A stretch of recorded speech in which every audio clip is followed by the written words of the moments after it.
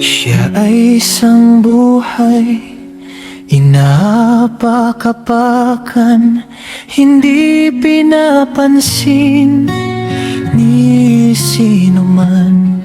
Meron siyang alam na katangian, sana'y pakinggan ninyo itong sasabihin ko.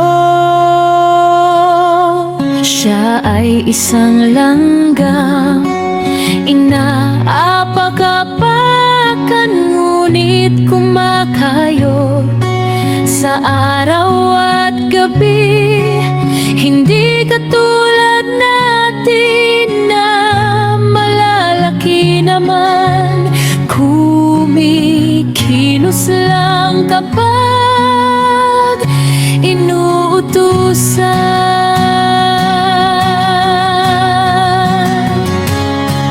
Dapat malaman ninyo na ang katawan ng tao ay laging masigla. Kaibigan, gamitin ninyo kapag ang inyong katawan ay laging nagtatrabaho.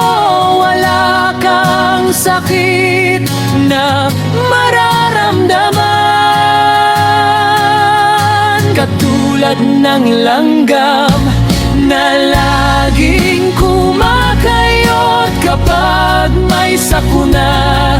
Sila ay laging handa.